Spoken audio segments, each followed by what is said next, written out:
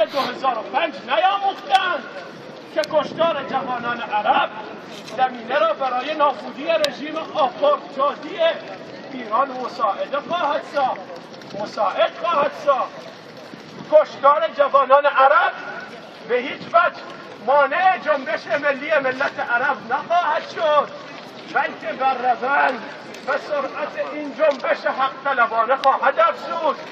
جنبش ملت عرب الاهواز عملکرد آپارتاید گونه رژیم ایران در الاهواز را محکوم کرده و خواهان توقف کامل احکام اعدام سایر فعالان سیاسی و فرهنگی راسیسم ایران.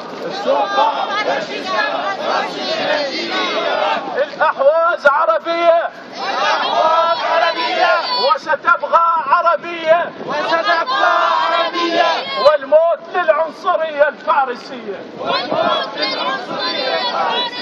الأهواز عربية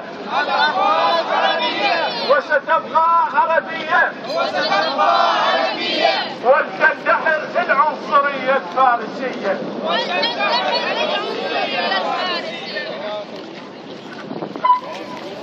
Here we have a letter of request for the Swedish Prime Minister, and I'm going to read it.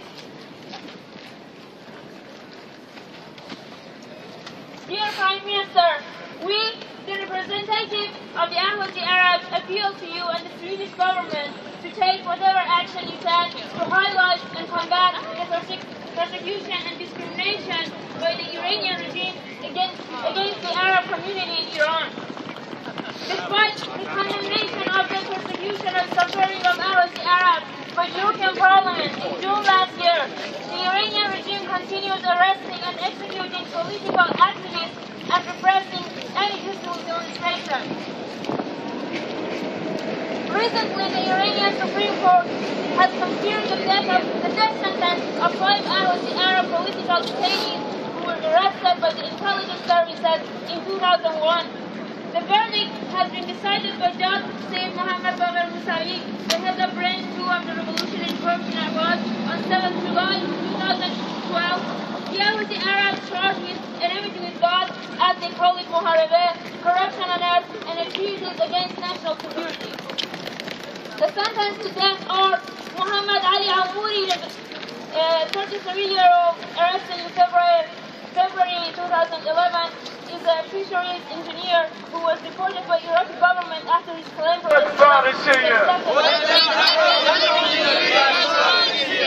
Stoppa fasciska rasismen i Iran! Stoppa fasciska chauvinismen i Iran! Stoppa fasciska rasismen i Iran! الأحواز عربية وستبقى عربية الأحواز عربية وستبقى عربية والموت للعنصرية الأحواز عربية وستبقى عربية والموت للعنصرية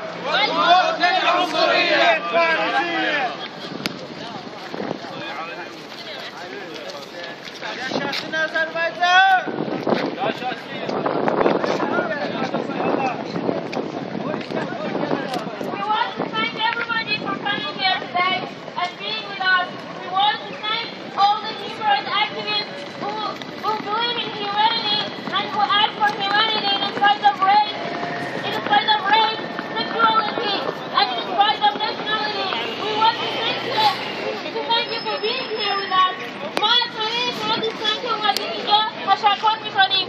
کسانی که اومدین برای اعتراض به احکام اعدام صادره به حق 5 تن از اهوازیان از عربهای اهوازی که ناجوانمردانه و نابحق به اعدام محکوم شدند.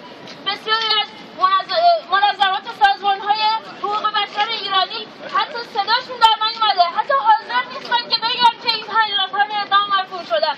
حتی فعالان حقوق بشر ایرانی نشون دادن که به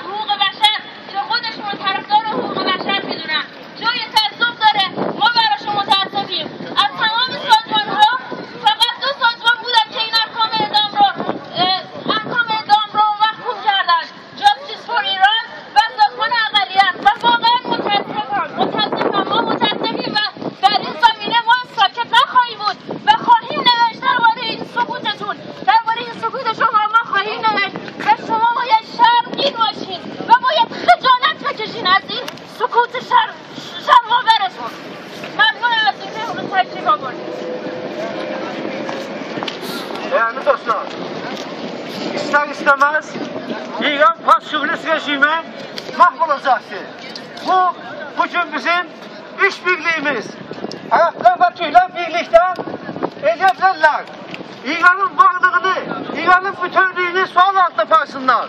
Niye ki bu bütünlük bizim varlığımızı hesap sayır. Bize asimile etmekliyle özünü koruma ister. Yaşasın Azerbaycan, yaşasın Türkler, yaşasın Araplar, Malışlar, Kürtler, Rumlar. İran'da yaşayan tamam gayri-fasıl milletler rahatları azimi. Birlikte biz edebileceğiz. Öz varlığımızı koruyalım. Arap Türk bir olsun, istemeyen kör olsun. Arap Türk bir olsun, istemeyen kör olsun. Arap Türk bir olsun, istemeyen kör olsun. Arap Türk bir olsun, istemeyen kör olsun. Buna geldiğiniz için teşekkür ederim. Sağ olasınız. Ve tamam.